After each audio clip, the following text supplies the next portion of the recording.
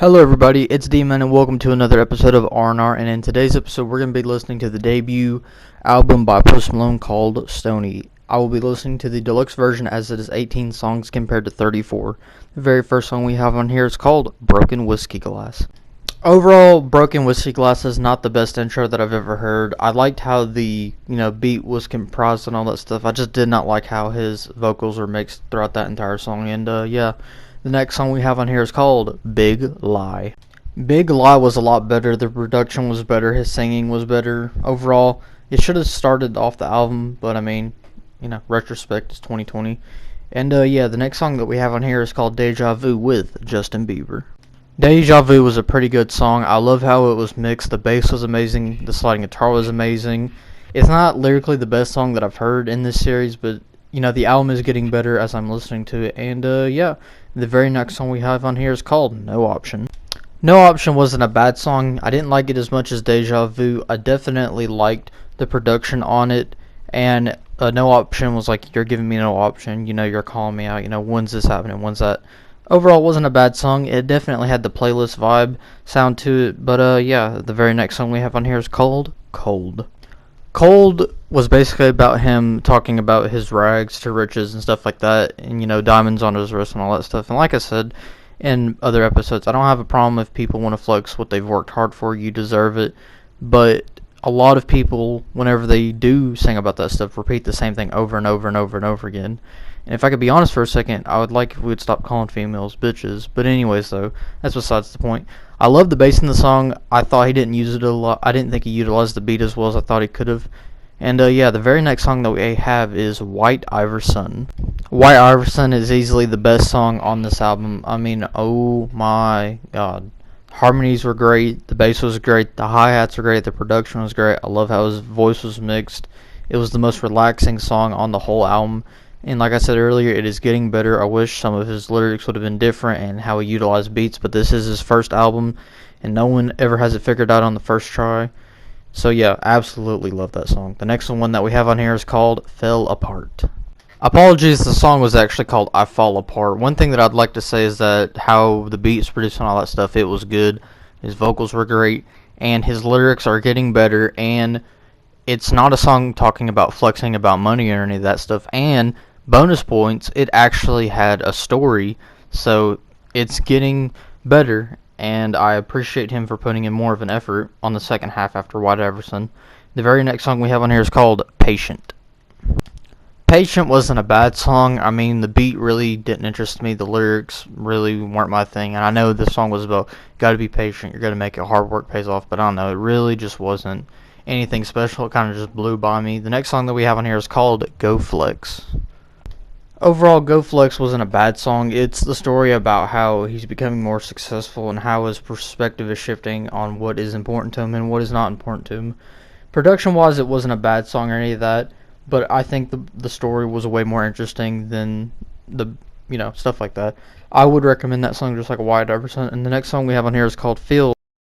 Overall, I really didn't like the song Feel. I thought the beat was okay. I thought the female harmonies were good and all that stuff, but I just couldn't get into the song, and I tried listening to it twice in a row, and I still just couldn't get into it. And the next song we have on here is called Too Young. Too Young was actually a good song. The story was about not wanting to die before you get to experience, your actual life. Because during around 2016 and 2017, a lot of the rappers were starting to pass away. I mean, even in 2021, 200 died from 170 was gunshots, 50 were ODs, and 2 were from either diseases or just comorbidities. But yeah, overall, Too Young was actually a really good song. I loved everything about it. And the next song we have on here is called Congratulations. Congratulations was a great song. The beat was amazing. The message of the song was basically you're working so hard and now everyone wants to be on your side and stuff like that. Just everything about it was amazing. I would recommend that song. The next song we have is called Up There. Up There wasn't one of my favorite songs on this album. It was just way too slow for me. Don't get me wrong, it was definitely chill. It had a great guitar part to it. Good harmonies, good lyrics, but it just was not for me, if I could be completely honest with you. The next song we have on here is called Yours Truly, Austin Post. Yours Truly, Austin Post was an alright song. I love the flow of it. I loved his vocal work. I love how the bass sounded and all that stuff. And yeah, the album is definitely getting better on the other half of these 18 songs. I'm not listening to the 34 song version. And yeah, the next song we have is called Leave. Overall, Leave was a very interesting song. It had a lot going on for it. It had this harmony that was going boom, and it had like drums that was like keeping it steady. It had a nice guitar part. Overall, it was an interesting song. Not one that I'm going to come back and listen to all that much, but I appreciate him for putting in an effort. The next song we have is called Hit This Hard.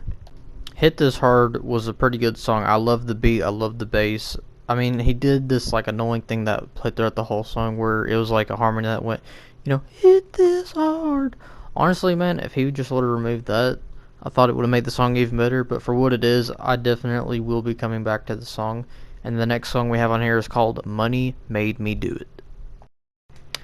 Money Made Me Do It really disappointed me because it had a great beat to it, it had a great flow to it, it had a great bass to it, but the problem was that it was just way too slow, and it honestly had one of the worst verses I've ever heard in a rap song by 2 Chainz. He just rapped so slow, he didn't get to the point, and it was so disappointing. The song could have been so much more. And the last song we have on here is called Feeling Whitney. Feeling Whitney was a song about him trying to find someone to hang out with, put up with his stuff.